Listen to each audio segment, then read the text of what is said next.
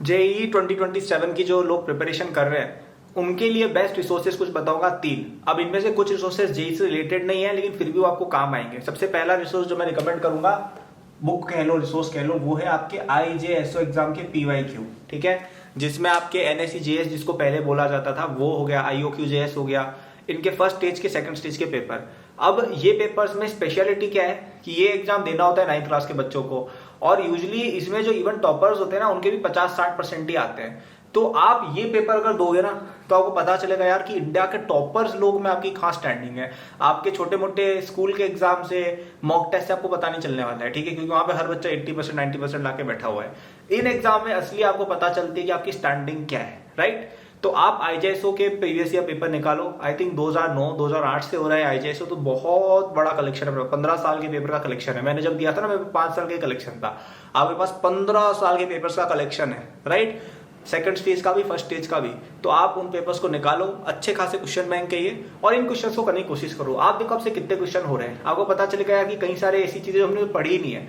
अच्छी बात ये है इसकी कि इसमें ना, इस एग्जाम में आपके जो क्वेश्चन आते हैं ना, मेनली वो साइंस के ही रहते हैं। मैथ्स भी थोड़ी अब तो हटा दिए, मैथ्स भी कम ही आती है।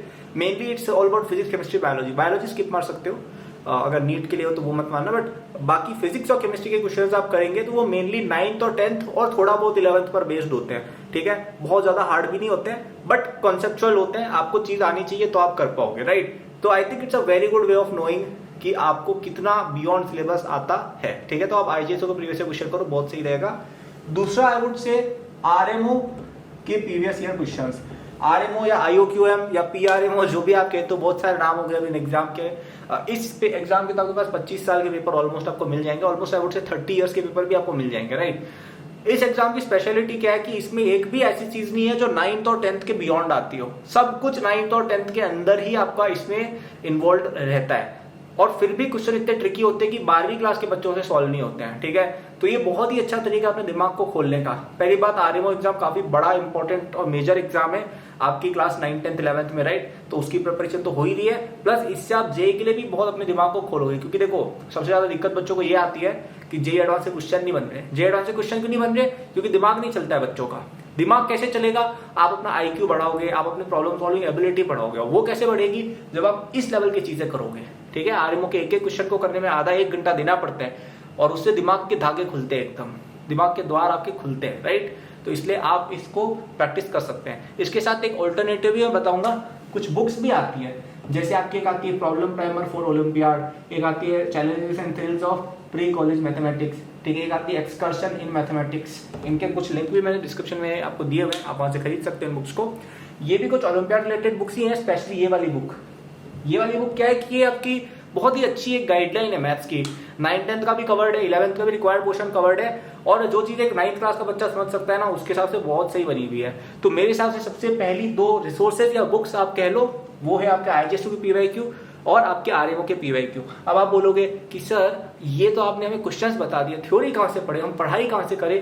तो उसके लिए मेरा रिकमेंडेशन जो रहेगा सभी बच्चों को, वो रहेगा एनसीईआरटी। कौन कौन सी?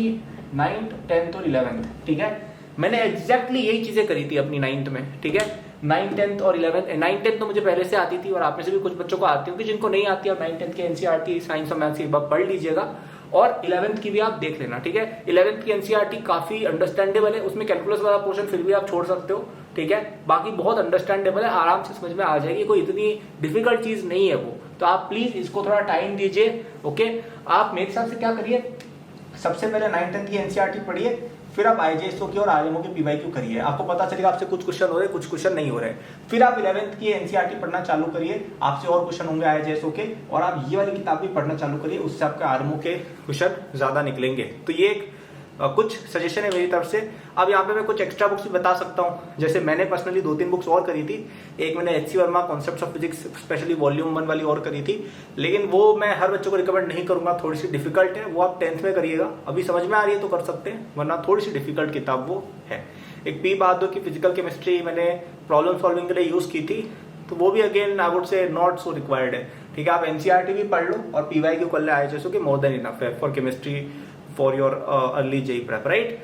तो मेनली ये 2 बुक्स ही थी मेरी 9th में, बाकी इतना मैंने कुछ खास किया नहीं था, और इससे भी मेरा बहुत अच्छा हो गया था। ठीक है, तो आप केवल इतना करें, और अगर आपको और हेल्प चाहिए तो मेरा J27 कोर्स है जिसपे एक बहुत ही शानदार ऑफर अभी अवेलेबल है कि वो कल तक, ठीक है, आपकी यानी 28 सितंबर की रात तक वो आपको मिलेगा एट जस्ट ₹5,000, ठीक है। बहुत ही ज्यादा अच्छी बार्गेन डील है ये, क्योंकि आपका पूरा उसमें 9-10 भी कवर्ड है, आपके जितने भी ओलंपियाड है, IJS, RMO सबकी प्रेप उसमें कवर्ड है, और आपको अर्ली JEE के कई सारे कॉन्सेप्ट भी उसमें सिखाए जाएंगे, DPP टेस्ट सीरीज सब कुछ है। बट मोस्ट इंपॉर्टेंटली उसको डिजाइन किसने किया है वो आपके लिए बहुत इंपॉर्टेंट है।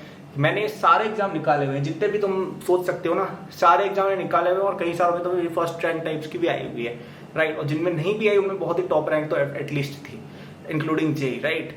तो I can guide you in a way that no one else can, ठीक है।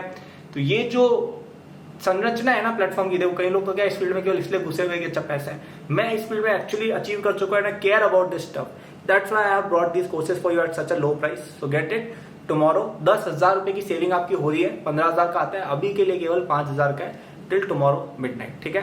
तो आप डिस्क्रिप्शन में जाके वहां से आप उस कोर्स को अवेल कर सकते हैं, लिंक मिल जाएगी, क्लिक करना, पेमेंट करना ऑनलाइन, तुम्हें उसी समय कोर्स रिसीव हो जाएगा। So thank you for watching, I hope ये वीडियो को पसंद आई हो। Like share subscribe, good luck.